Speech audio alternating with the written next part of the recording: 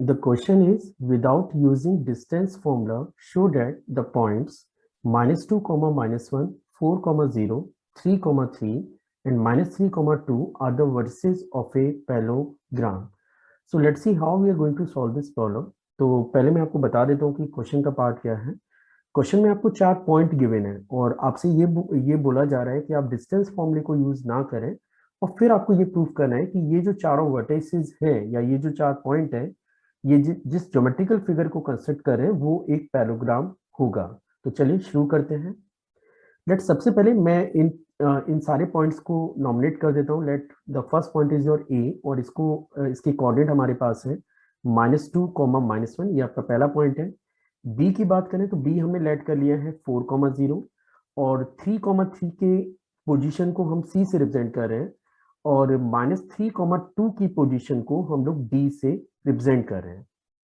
Now we are working for the conceptual part कि इसका concept क्या होना चाहिए कि देखिए अगर आपके पास कोई एक पैलोग्राम है तो क्या कंडीशन सफिशिएंट होगी ये प्रूव करने के लिए कि जो भी ज्योमेट्रिकल फिगर है वो एक पैलोग्राम ही है।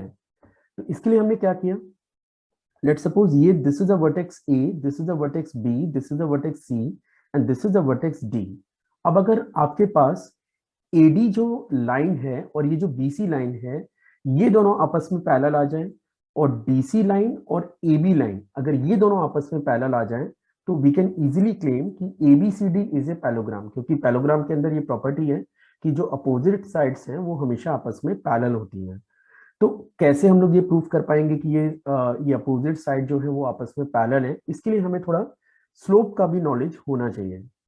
मान के चलिए ये मेरे पास एक लाइन है और लाइन के ऊपर 2 पॉइंट है। पहला पॉइंट हमारे पास है P जिसकी कोऑर्डिनेट है x1, y1। दूसरा पॉइंट हमारे पास है Q और इसके coordinate suppose they are x2, y2 और ये पॉइंट हमारे पास Q है। और अगर आपको गिवन लाइन का स्लोप कैलकुलेट करना है then the slope of the given line is which is y2 minus y1 over x2 minus x1 की।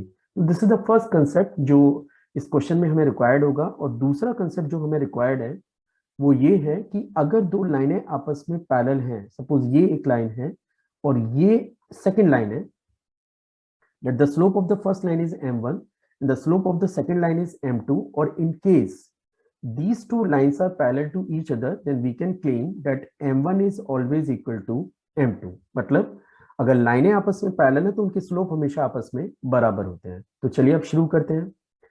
लेट ए बी लाइन का स्लोप सबसे पहले मैं निकाल रहा हूँ। We are just finding the slope of A B. तो आप देख सकते हैं कि ए का कोऑर्डिनेट ये है, बी का कोऑर्डिनेट ये है, सी का कोऑर्डिनेट ये है और डी का कोऑर्डिनेट ये है। तो ए बी के स्लोप की बात करें तो स्लोप ऑफ ए बी जो लाइन है इसका स्लोप अगर मैं निकालूं तो ये मेरे पास होगा, ध्यान रखिए ये फॉर्मूला है y2 minus y1 over x2 minus x1। So what we are doing 0 minus -1 divided by that is 4 minus -2 के। और यहाँ पे आप बात करें तो न्यूमरेटर आपका 1 आ रहा है और डिनोमिनेटर की बात करें तो ये वैल्यू आपको 6 मिल रही है। तो हमने ए बी का स्लोप निकाल लिया। अब बात करेंगे बीसी के स्लोप की। चलिए अब बीसी का स्लोप निकाल लेते हैं। तो सी और बी डाटा को यूज करके, बी और सी की पोजीशन को यूज करके अगर मैं स्लोप निकालूं तो ये हमारे पास बनेगा 3 minus 0 divided by 3 minus 4 and this is the 3 upon -1, that is the slope of BC. Now we are going for the slope of CD. चलिए अब सीडी का स्लोप निकाल लेते हैं। तो सीडी का अगर आप स्लोप निकालेंगे तो आपको सी और डी पोजीशन को यूज करना है। So this will become, this is your 2 minus 3, 2 minus 3 और डिनोमिनेटर में -3 एंड -3। इसको आप लिख सकते हैं -1 डिवाइडेड बाई -6 और इसको सिंप्लीफाई करके ये बनेगा 1/6 के इक्वल। अब एक लास्ट लेफ्ट आउट है विच इज डी ए। तो स्लोप ऑफ डी ए की बात करें तो डी ए के स्लोप को निकालने के लिए डी और ए पोजीशन को हमें यूज कर रहे हैं, मतलब ये वाली पोजीशन और ये वाली पोजीशन को यूज करना है and we are using this result y2 minus y1 over x2 minus x1। तो ये बनेगा 2 minus of -1 divided by this is -3 minus of -2। और इसको अगर आप फर्दर सिंप्लीफाई करें, अगर आप इस डाटा को फर्दर सिंप्लीफाई करें तो स्लोप ऑफ डी ए की अगर अपन बात करेंगे तो न्यूमरेटर में हमारे पास 3 है और डिनोमिनेटर की बात करें तो हमें मिल रहा है -1 की and -1 and the result we are having -3। अब आप इजीली चेक कर सकते हैं कि जब मैंने ए बी का स्लोप निकाला, ये मेरे पास 1/6 था, बीसी का स्लोप निकाला, ये मेरे पास -3 था, फिर अगेन मैंने जब सी डी का स्लोप निकाला तो ये भी 1/6 आ रहा है, और जब मैंने डी ए का स्लोप निकाला तो ये अगेन -3 आपको मिल रहा है।